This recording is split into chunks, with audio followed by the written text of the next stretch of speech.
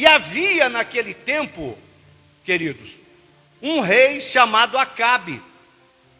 Acabe era um rei que ele conhecia Deus, porém não gostava muito de obedecer os princípios de Deus. Mesmo assim, Cristiane, ele ficou 22 anos sendo rei. Deus permitiu que ele ficasse 22 anos reinando, mesmo ele sendo um rei relapso.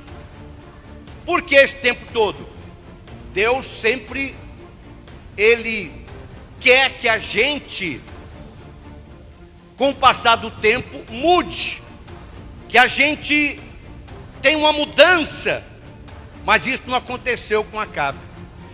Enquanto isso, Elias, como profeta, trazia a palavra orientadora, dizendo para Acabe mudar.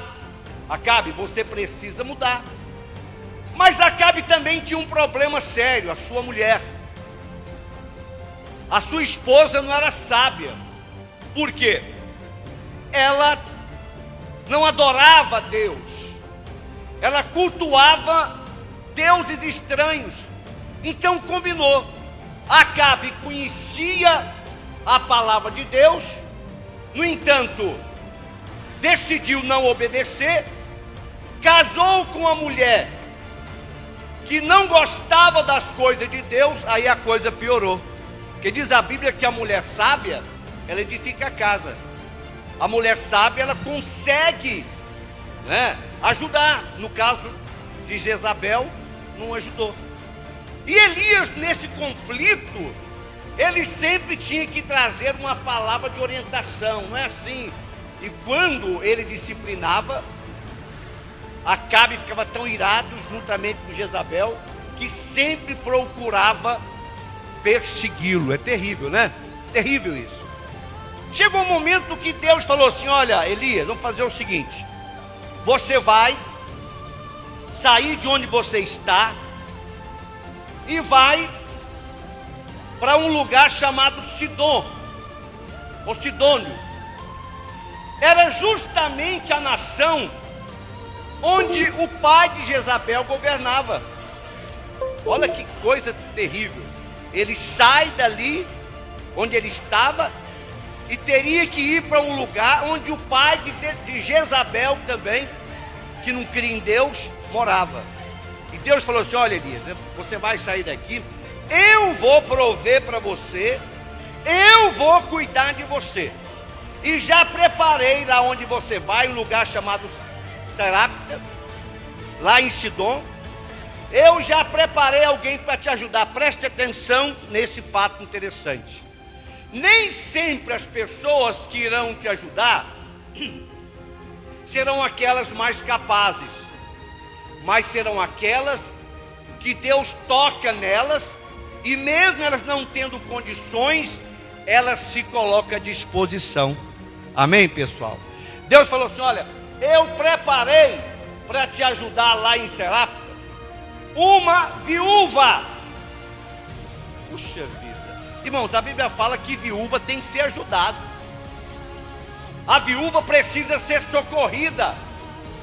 De repente Deus diz para Elias que nessa mudança ele teria que sair de onde ele estava para ir para Sidom. Deus tinha preparado, Gabriel, uma viúva,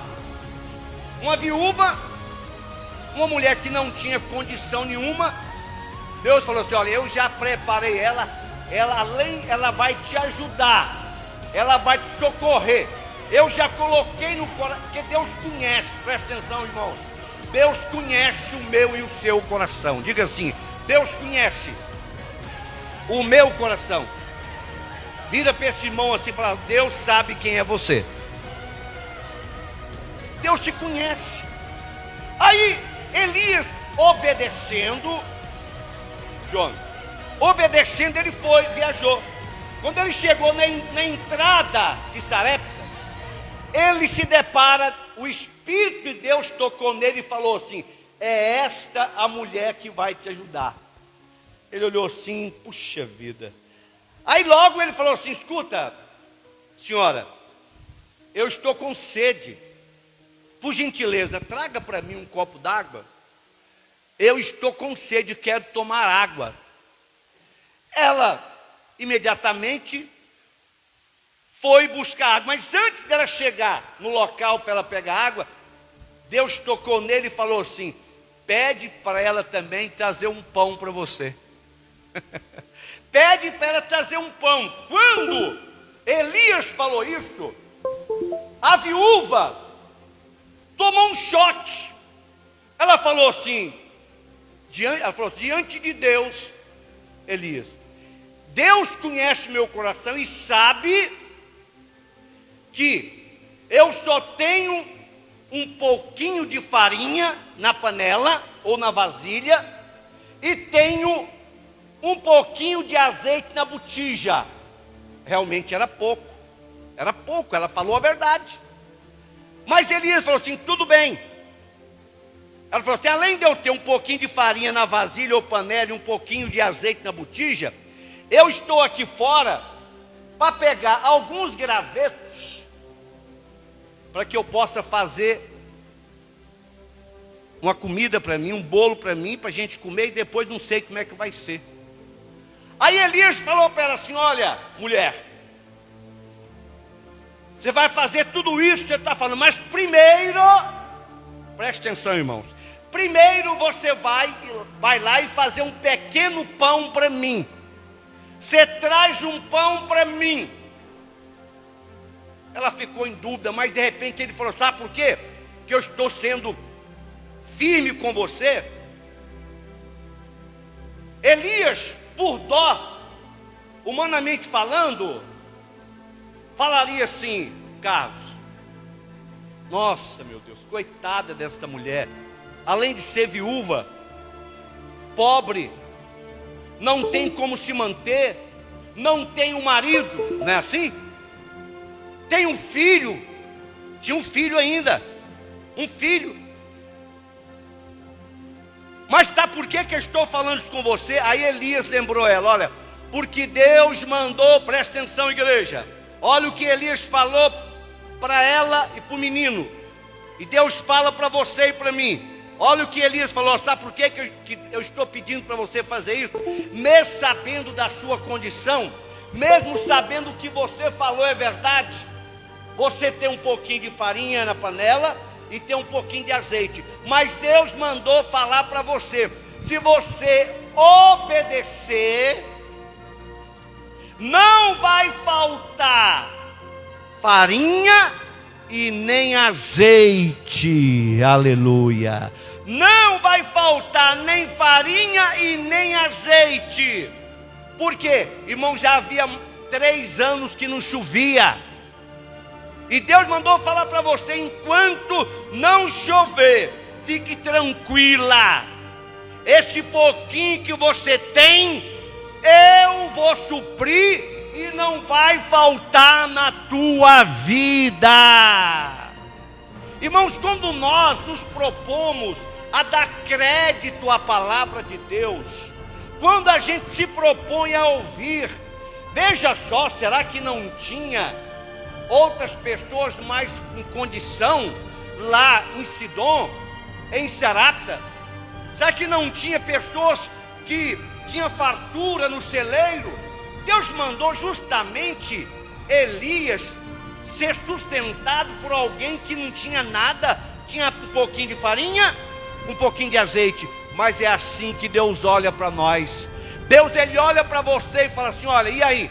Porque muitas vezes, irmãos, a gente quer justificar. A mulher tentou justificar, sim ou não? Ah, mas eu só tenho um pouquinho de farinha na panela, eu só tenho um pouquinho de azeite. Eu estou aqui para pegar um graveto e fazer um pão para nós, um bolo e comer, depois não sei como é que vai ser. Ela não falou mentira, falou a verdade. Ela falou a verdade. Mas quando Elias percebeu que ela ficou com medo, é natural o medo, irmãos. É natural a gente ficar com temor diante, quando a gente está com pouco. É natural a gente ficar com temor quando a crise aumenta, quando há ameaça na firma de mandar alguém embora, não é assim? Quando o jornal anuncia, olha, o desemprego vai aumentar, é natural a gente ficar com temor. Mas quando nós aceitamos a palavra de Deus como rema em nossa vida, a porta que está fechada se abre. Quando nós cremos que Deus é o seu Senhor, o seu pastor, você pode até passar pela crise e até passar pelo vale da sombra da morte, mas aí vem o Espírito Santo e faz para você, Senhor, minha filha, quem cuida de você sou eu, quem sustenta a tua vida sou eu, quem abriu aquela porta para você sou eu. E aquela mulher tomou posse, irmã Luciana, desta palavra. Ela foi lá, pegou a farinha que ela tinha, o azeite, fez um pão, levou para Elias. Parece covardia, né, gente? Parece covardia. Às vezes a pessoa não tem e de repente ela oferece, ela quer doar, ela quer fazer, né? Ela não está podendo, mas ela expressa vontade. Irmãos, isso chama-se sacrifício. Sacrifício é quando você vai além da tua força. Porque fazer aquilo que você pode fazer é fácil. Eu estou tendo, eu tenho, eu vou fazer. Mas aquela mulher sacrificou. Sacrificar é você ir além. E além do que você está podendo. E quando Deus viu que ela não voltou atrás, e ela acreditou na palavra dele, Elias era um porta-voz de Deus. Quem está entendendo, diga amém. Elias, ele trouxe aquela palavra profética, porque Deus viu naquela mulher, quando Elias estava longe, Deus já tinha visto, eu vou abençoar aquela mulher. Vai lá, Elias, eu já tô. Olha o que Deus já tinha preparado. A palavra fala que Deus tinha tocado no coração dela. Irmão, muitas vezes Deus toca no nosso coração. Quando Deus toca no nosso coração, não quer dizer que a gente vai obedecer.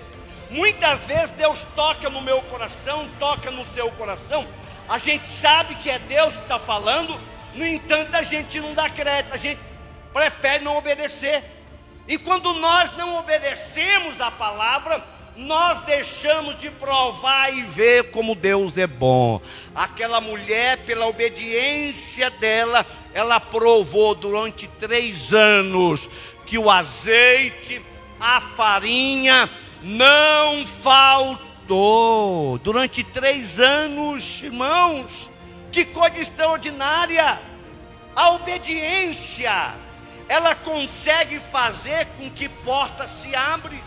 Isso se aplica em todas as áreas da nossa vida, no casamento, no trabalho, na convivência do marido com a esposa, né? Na vizinhança, no templo, onde você estiver, Deus sempre vai estar usando alguém para te dar um toque. E nós temos que ter a humildade para ouvir. Eu fico muito preocupado quando alguém fala assim, eu já sei, finge que não sabe. Nós temos que fingir às vezes que não sabemos. E ouça, às vezes o filho fala assim, pai, estou cansado. Todo dia você fala a mesma coisa, pai. Mãe, todo dia só fala a mesma coisa. Você está falando porque não obedece.